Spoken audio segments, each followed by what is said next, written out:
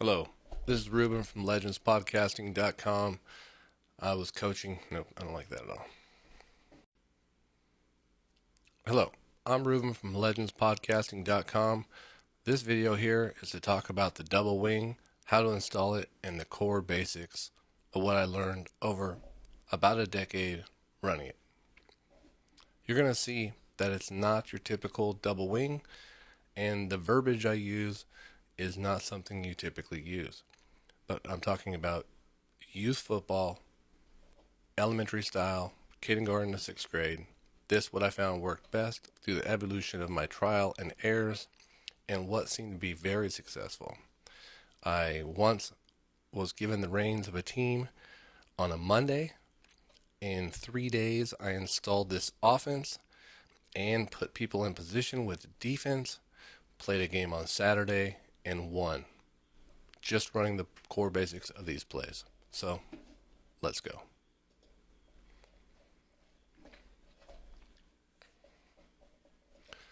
Okay, as you can see here, I'm going to break this up. These are all the little positions. So, I have my son here. He's quarterback here. He's a junior in high school. And he's the one that you see in the videos running the double wing.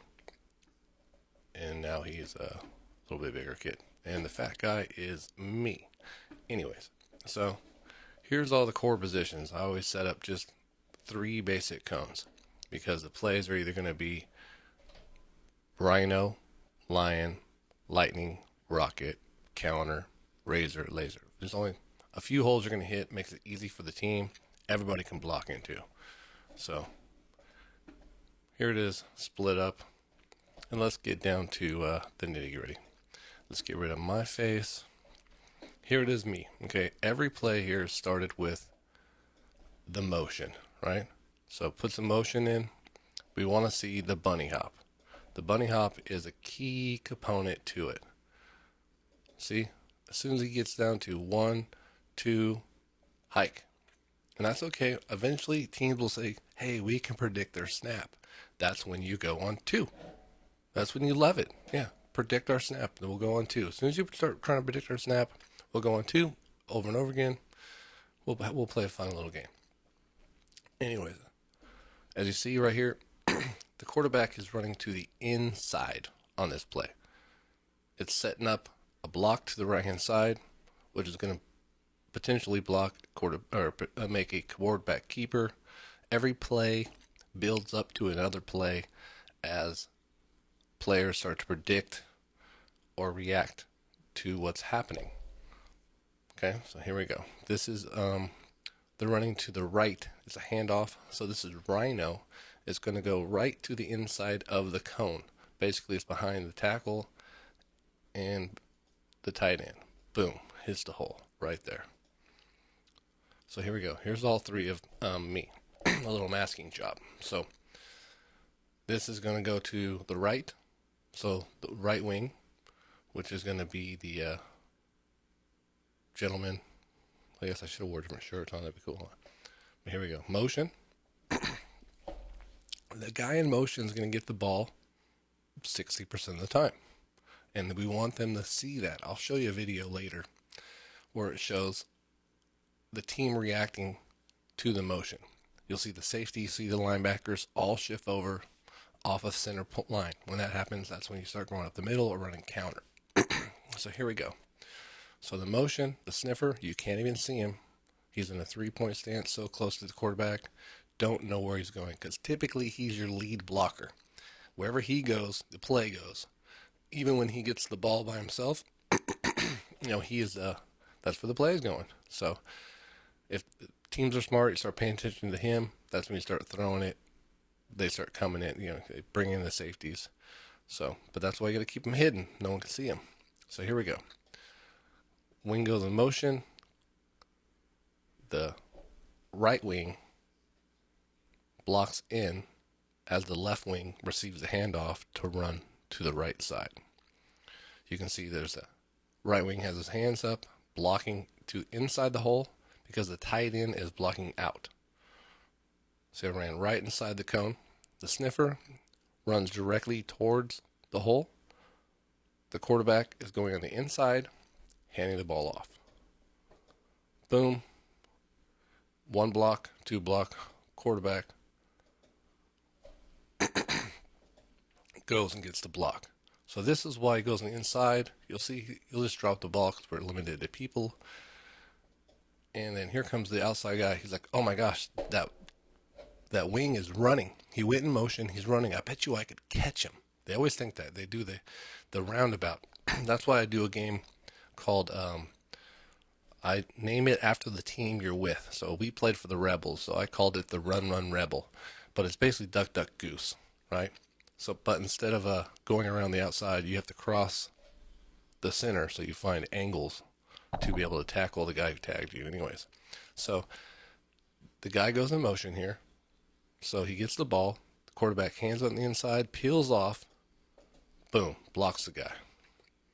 And you're going to run this play 3 or 4 times a game, right? You're going to go Rhino or Lion. Boom, blocks him. After a while, that guy's like, okay, I need to avoid this guy. He's going to, and this quarterback teach him, hey, this is your opportunity to hit this guy really hard in a block. Okay, they're going to try to hit you, so hit him really hard in a block. Your quarterback needs to be tough. Okay, this is a tough quarterback. All quarterbacks need to be tough. You know what I mean? So here we go. You don't want him to get hit, but he needs to be tough because you got to make it through the game. If you can't make it through the game, you need a new quarterback. So here we go. And quarterback, see, the defensive end now, Chubby Me, tries to avoid the quarterback. He cuts in the inside.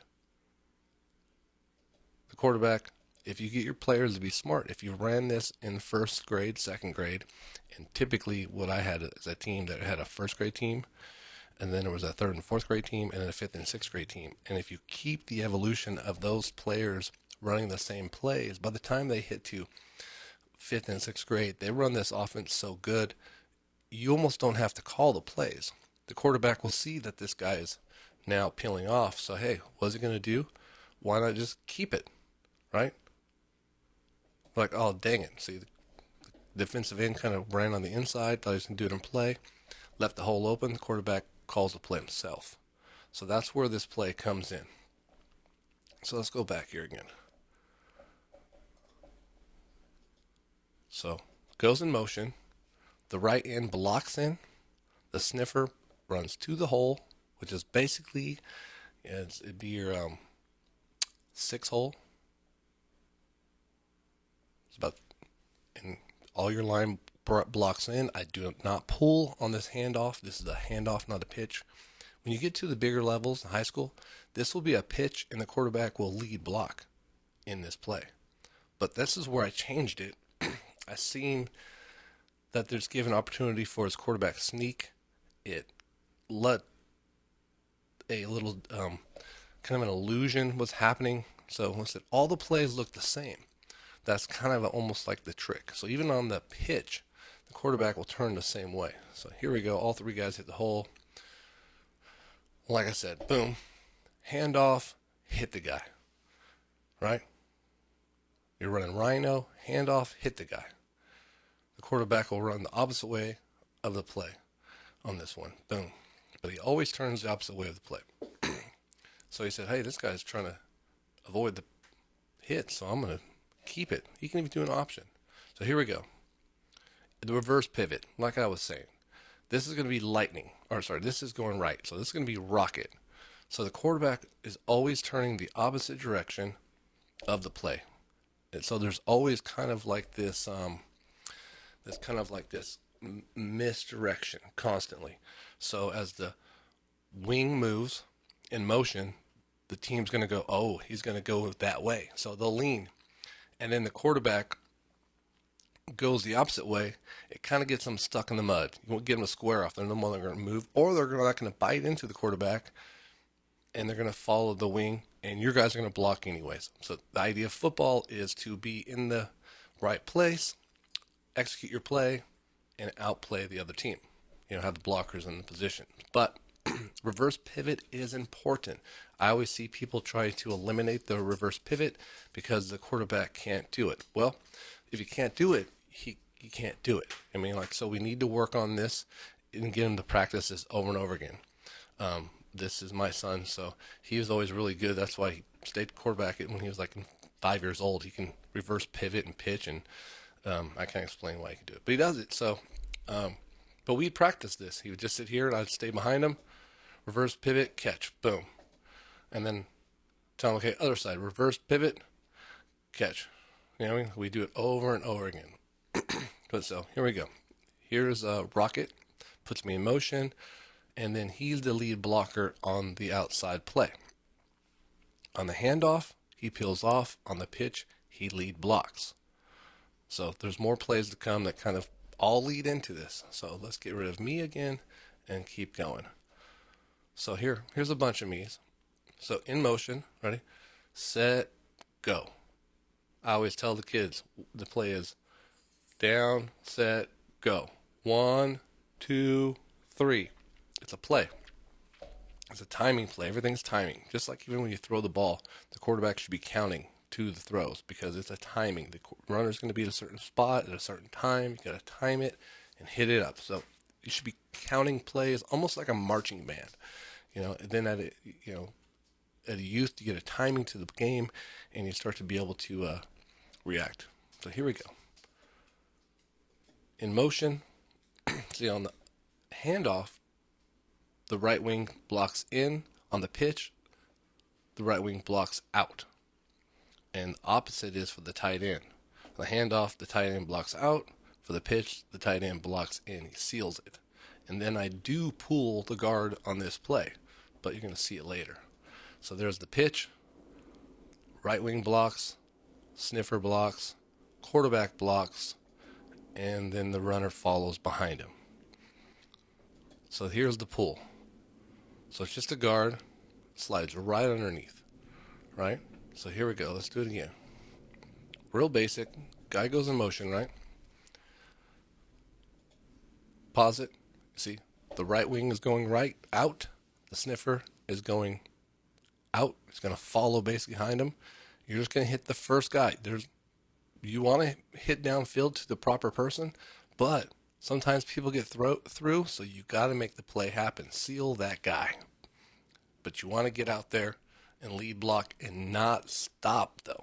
Remember, these guys are hitting and moving on. Boom. Keep on going. What do they call that person? They unstoppable. There we go. Keep on going. And then, like I said, the guard pulls underneath with the pitch. He slides right behind him, and he lead blocks also. So you'll have your right wing, your right wing's blocking out, your sniffer's blocking out. Right now, the pulling guard will fall in between your sniffer and your quarterback, blocking out, and then the quarterback will hit any little outside peeler coming through. Everybody running downfield, those four. The line is going to hold the line. This is the part that everybody kind of gets a little confused on when it gets to this game. These guys block and they try to go downfield, but no, they tend to just let the guy through. So just tell them to hold the line. Hold the line, and the rest of the team will go down and block. You know, it's a play set up. So have the defensive players or the offensive line, they're blocking downhill, but only a foot or a yard. You're holding the base while the line runs past all these people dealing with the secondary, which is not going to be there. Now, there's a little trick to football, which I learned a long time ago. Here, I'm going to put this 80s feel on. And when it comes to youth football, I've learned a couple little pointers, and people have given me the lessons, and some of them I've learned on my own. One is you get about 20 to 30 plays per game. That's just how it works out. You can watch as many games as you want. Youth football in general, just you get 20 to 30 plays per game. Touchdowns are typically not we march downfield with 15 plays, we got a first down, and then we score a touchdown at the 2-yard line. No, it typically doesn't do that. Typically what happens is you'll have a breakaway, a 15-yard play, a 30-yard play, touchdown. A 2-yard play, 2-yard, 75-yard play, touchdown. There's always a breakaway. That's just how it works out. These kids are learning the game, so that's how the game is ran.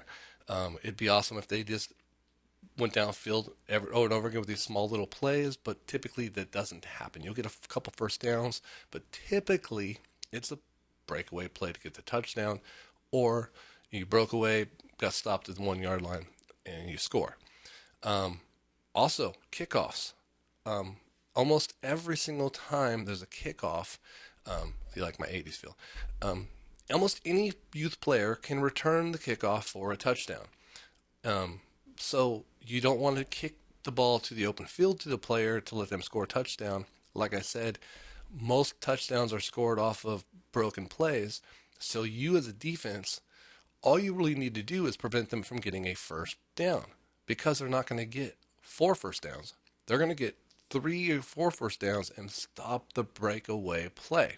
So have that fast safety, so never no breakaway play ever happens. Do nothing go over the top, and then make sure your guys in the right position.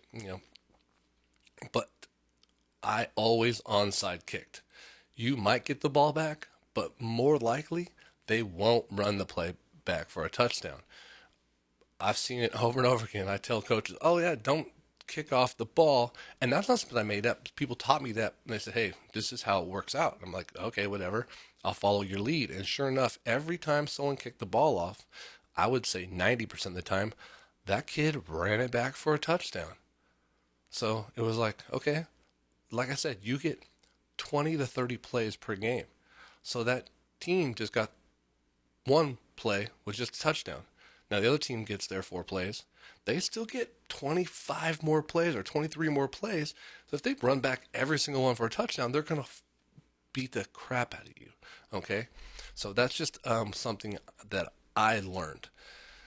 So let me carry on to the football. So anyways, yeah. So here we go. We're running the wing. The guy's blocking. And this is my rocket to the outside, which is up in the air. Oh, here we go. So here we go. It says reverse pivot, key component to the game. Reverse pivot, because the high school level, you can look at Jalen Hurts, college pros. They're all doing it. It's a reverse pivot. That's how you pitch the ball. Reverse pivot. So get it going. The guy pulling underneath, that's your 4th guy. 4 guys blocking, guys running. That play is pretty good, executable. Once again, guy in motion. I think this is going to be a rhino. Let's get rid of me. So right away, boom, inside. Like I said, the quarterback on this play is getting inside, setting up the quarterback keeper or a throw.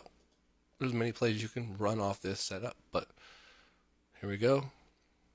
Inside, once again, to the hole. Let's see everybody here. We have the sniffer. Where's the sniffer at? You can barely see the sniffer. His elbows barely popped out. But if there's a line here in a center, nobody's going to be able to see that guy back there. He's hidden. The guy goes in motion. They're like, sweet. They're going to the right-hand side. Let's get that side really strong. Block, block, block. Execute the play. Get your 4 or 5 yards. Or break through the hole and score a touchdown, right?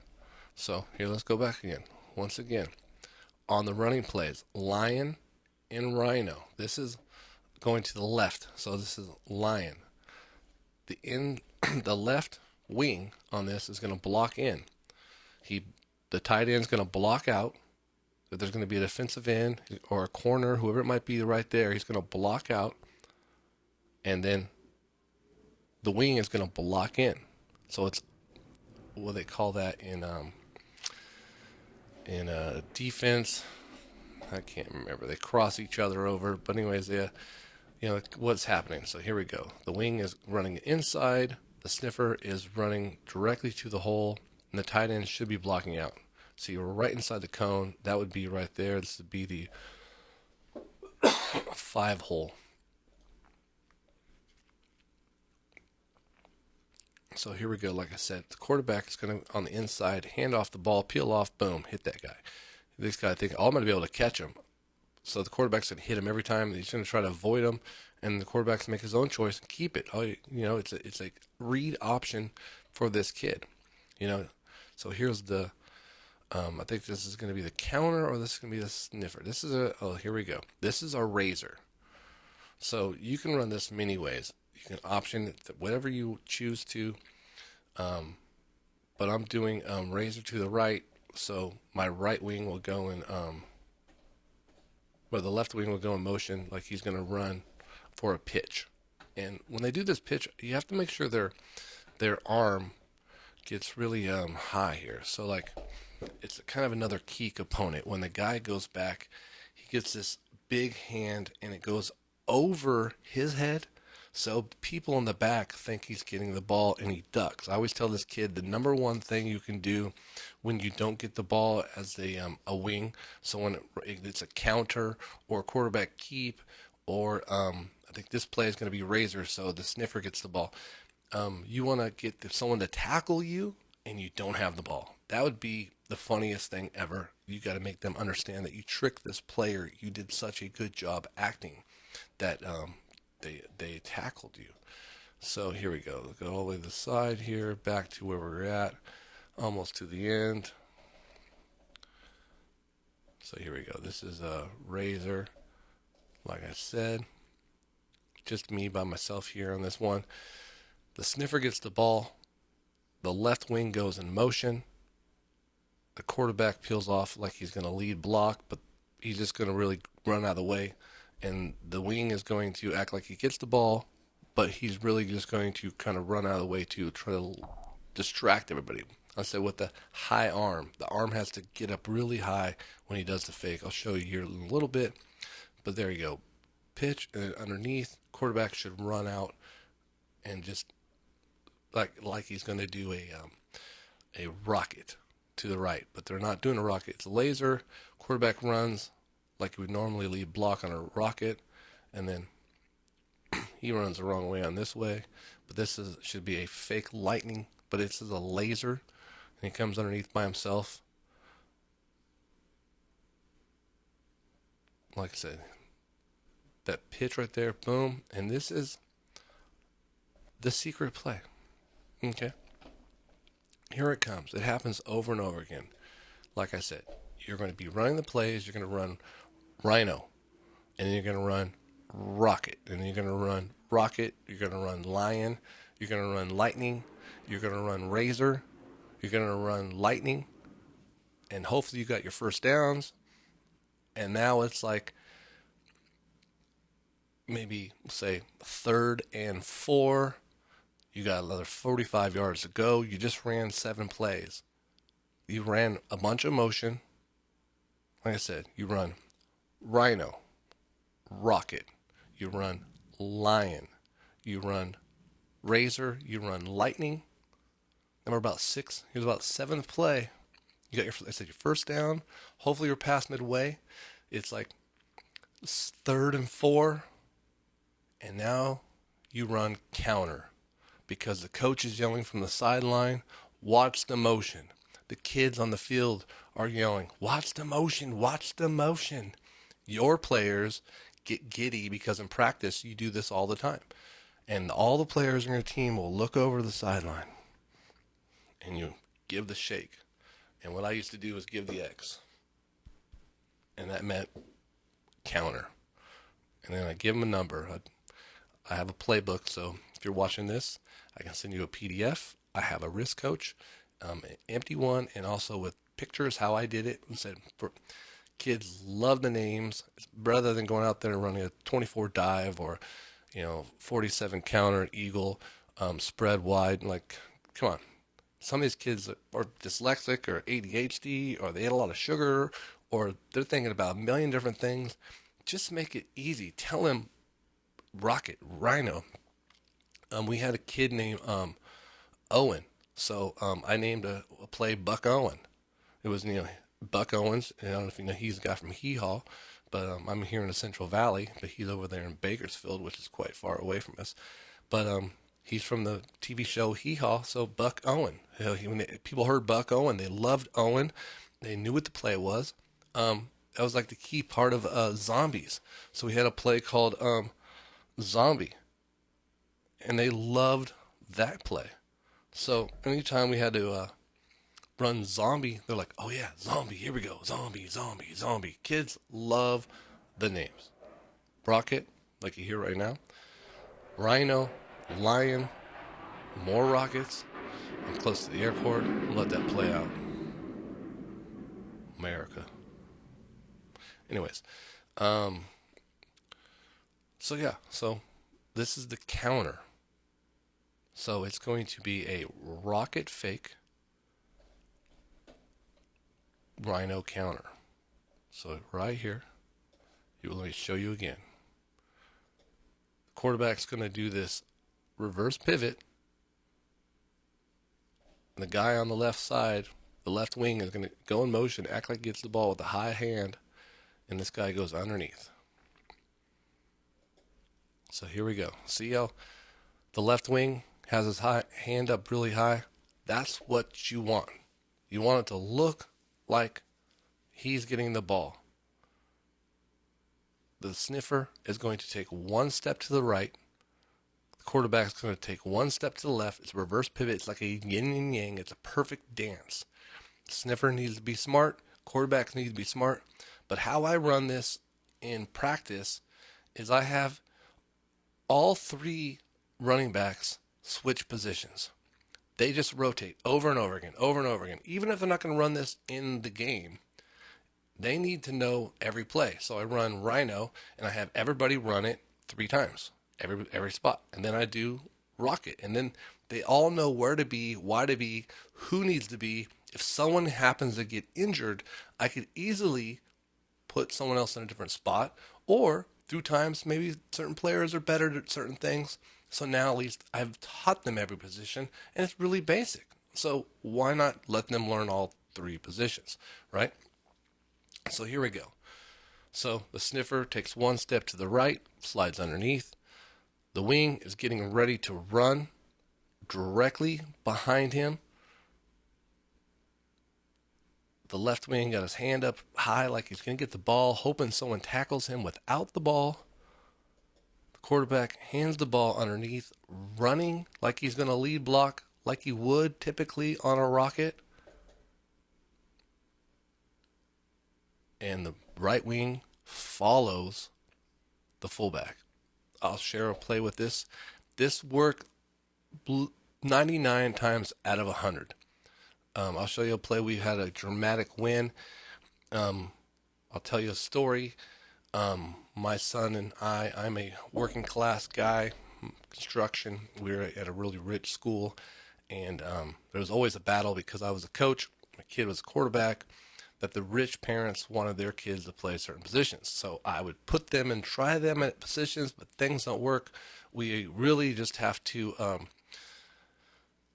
build them for later for time. But if someone can't do the reverse pivot, they can't take a snap under center, it's hard for them to be quarterback. They can practice all you want, but if they can't take a snap, that's the key thing. If the kid fumbles snaps 2 times a game, I said you only get 20 or 30 plays a game. You can't fumble snaps.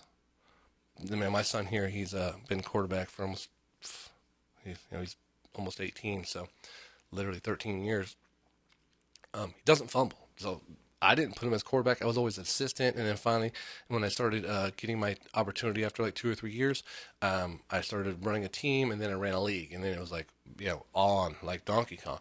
But he doesn't fumble, and that's the key. You can't fumble, right? So we had this battle with this a parent who paid for the team and me who just participated, and eventually I lost my coaching job and I transferred to another team because they needed coaches and players. So as I was there, I ended up being the coach and installed my offense, and my kid was doing his thing, and then lo and behold, who do we play? In the season, you'll see the video. We were the poorer team of the league, and they were a very, very rich team. All their numbers had like multiple layers, and there was like 120 parents. Everybody had awnings with their kids' names on them. Every parent had like T-shirts with their kids' names on them and banners, and it was all out. They have all their stuff, and we had like 10 parents, and we had like 2 awnings that we were all sharing. And our kids had practice jerseys that were airbrushed. We were the smaller team. I think I had a total of 14 players, and they had like 32. Went out there and we ran our offense, and we beat them. It was an epic battle. Matter of fact, we were up by 6 points at the end of the game. This touchdown you'll see, I showed you, that took us, I think that was either touchdown number one or touchdown number two. Make sure we had the lead. It was like 13-6 or 13-7. We didn't get an extra point. And they had the ball. One of our kids went down, hurt himself, knocked the wind out of himself. We had the ambulance come out. No injury, just precautionary. My kids were scared and crying. They were fifth and sixth graders.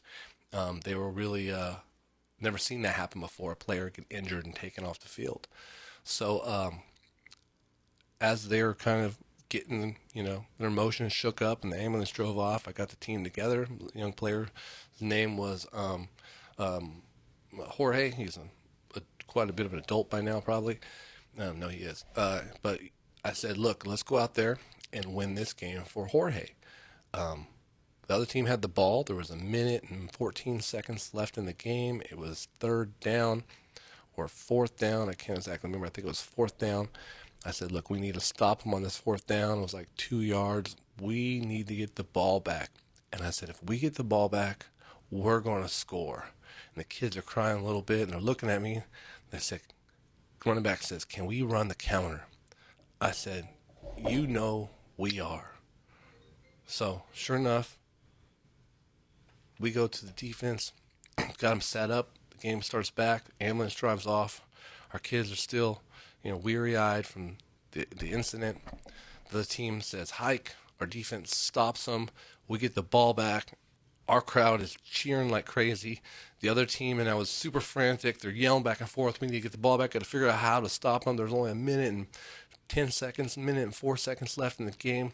Our offense comes in. The referee comes to me as time goes, because you know how the end of the game is.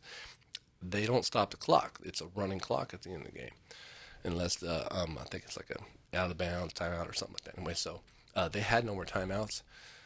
So the ref comes up to me and he says, Coach, do you want to take a victory knee? And you got to understand this team we're playing against. My son and I, we had a lot of battles with these few rich parents, and we are always been the side of just doing the right thing. Like I'm always proud of, like when I coached my team, I would have 19 kids run the ball, 15 kids score touchdowns in a year, and that's one team. So like I said, why not rotate all these kids through these positions? You can get every kid in a practice, set up 2 circuit trainings, and have everybody run these plays.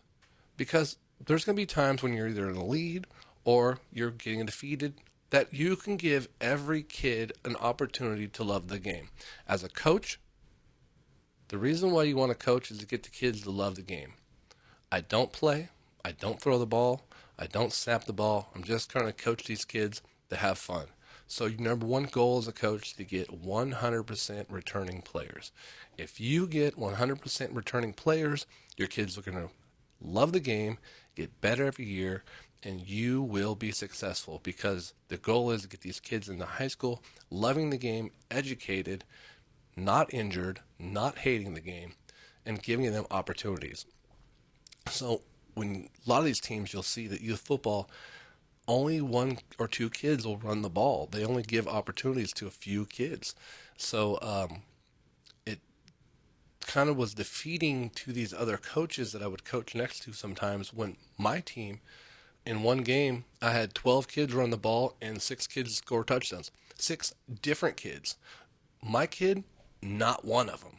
I think the year that I had the issue with the parent, my kid didn't score 1 touchdown. He handed the ball off many times to every other kid. It was up to him. I said, it was many times I tell him, hey, you call the play. It's at the 1 yard line. You call the play you want. And he always wanted to give it to his teammates. So that was the choice he gets to make. And it always looked bad to the other coaches. So after all these issues we've had, we had to change teams, and now we're battling this team. Like I said, we just stopped them on fourth down. We got the ball back. We're on their turf. Their sideline is freaking out because time is ticking down below a minute. The ref says you want to take a victory knee, and I say no. We are going to run a play. The referee says no problem. And players all look at me. Like I said, it happens over and over again. When you are successful with this counter and the kids know it's going to work, they'll just look at you. They'll look at you and be like, are we running it? And you shake your head yes, and you give them the X. And they know they're running the counter. And man, they had so much confidence running this play. We were already up 13-7. And they ran the counter. Kid ran 65 yards for a touchdown. Before he even got there, the referee raised his hands and said, game over. He didn't say touchdown. Touchdown was inedible. He said, game over. And the other side, the side we had a battle with for years, it was like a Disney movie. They were silent. We never heard them be so quiet. And then we went to go shake hands, and I made sure that I told my son to take his helmet off. Make sure you let them know who you are. Let them know who beat them in this game. And I just walked by and, proud to be with my team. It's not my situation. It's kids' time. So I go be with my team. But that moment, it was like a Disney movie. Like I said, the offense did its thing. We played people that we had issues with on their home turf. Running this offense was really exciting. So it's an epic tale. I'm writing a movie about it. There's a lot more goes to it. It's pretty crazy. But, man, youth football, like I said, that's what it's about. So here it is. The counter. The core reason why we almost run this play. As you can see right here. The sniffer takes one step to the right. The quarterback takes reverse pivot. It's like a little dance. Get my head out of there.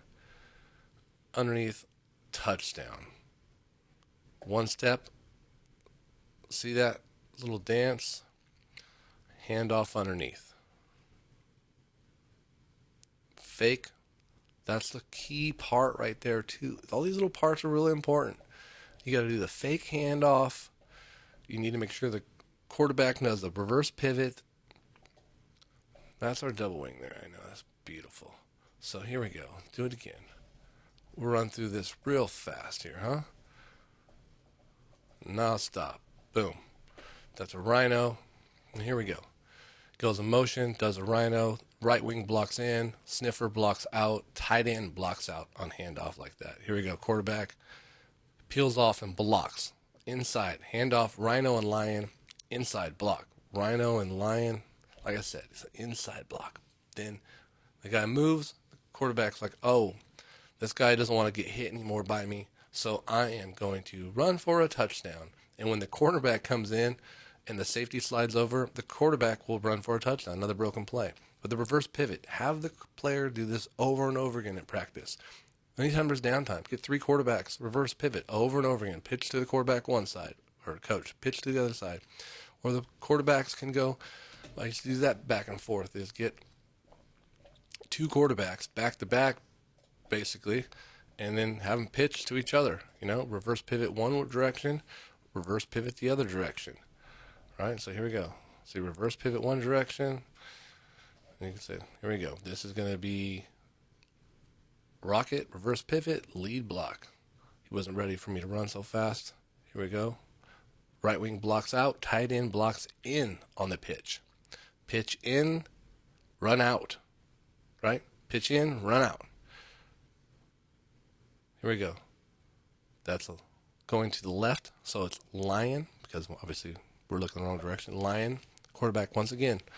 Inside, handoff, and the wing is going to go inside on the run, and he's going to go out on the pitch. Pitch out, run in. So once again, don't want to get hit, so the quarterback does an RPO, scores a touchdown. Here we go, the sniffer. This is for razor. So it's rocket, fake, razor. Basically just say razor. And the guy should know because they all run all three positions. So they all know what happens. Sometimes one guy might be a little injured. So guess what? You might need someone to come out for a play. So on this play right here, say it's a really, really important game. And you need someone to come in for your somebody on this. Like I said, I only had 12 or 14 players sometimes. So I was limited to where I was going to put somebody. I even had fourth graders on my fifth and sixth grade team because I was limited to guys. That's just how it worked out. We still were able to beat that team. So on this play right here, the right wing and the left wing are not involved. It's the sniffer who's getting the ball. So you can actually fill someone in these wings who might not be your starter, but this situation would not be the most risk to put someone here in a certain situation because you could do the handoff. Maybe your star player has to come in for this play and you give this handoff and then it gives that kid an opportunity now. Boom. They think, because sometimes you bring a player and they think right away, right? He's getting the ball. Boom. So it could have been the guy over here, the second string running back, comes in for the guy we're going to run lightning or lion, but you run the sniffer up here for laser. So they're like, oh, he didn't come in just to run the ball. They got other plays. And then the next play, you can run, the play to him. So reverse pivot. Practice that play over and over again. One way, reverse pivot, counter. Boom. That's why the reverse pivot is so important. It's the counter. It's so important, reverse pivot. I can't say it enough. Like, I see all the time, quarterbacks have a hard time doing it. Well, if you can't do it, it's like, you can't do it. I mean, it's like if you're not fast enough, you're not fast enough. If you can't block the guy, you can't block the guy. So it's something you got to work on, but it's not something that you can put at risk at the team. So if the kid has a hard time taking snaps, it's not to be mean, but that's most important for a quarterback. Can you take a snap under center? Shotgun typically means the kid can't take snaps under center. Shotgun, you get so many chances of mistakes. I see more mistakes in shotgun than anything else. And typically is because the kid is super athletic, so they want to get him the running. But you're not just trying to get a kid to run. If he's a runner, then have him play a position where he only runs, not perhaps hands the ball off to other people. Let him be a running back or a slot back. A lot of these players are slot receivers or running receivers or like a Deebo Samuels or, like Odell Beckham receivers. There's all these other positions people play and they try to put the quarterback. Those people at quarterback and they put them in shotgun. They can't take the snap. They can't reverse pivot. So there's all these things you mistakenly lose. And then right here, boom, counter. It's super important. So it was a rocket fake lion counter. Guy comes right underneath. So get rid of me. Here we go. Go through some plays here. This is going to be razor, right to the right hand side. Reverse pivot. Once again, every play looks exactly the same almost. So when they start predicting things, that's when you do something different. Reverse pivot and run. Reverse pivot, counter. Boom. And here's everybody. Reverse pivot, block, big hands in the back over his head. It has to be over his head. One step to the right. It's the yin and yang. Hit the hole. Underneath. Hey, this is a double wing. This is what I know.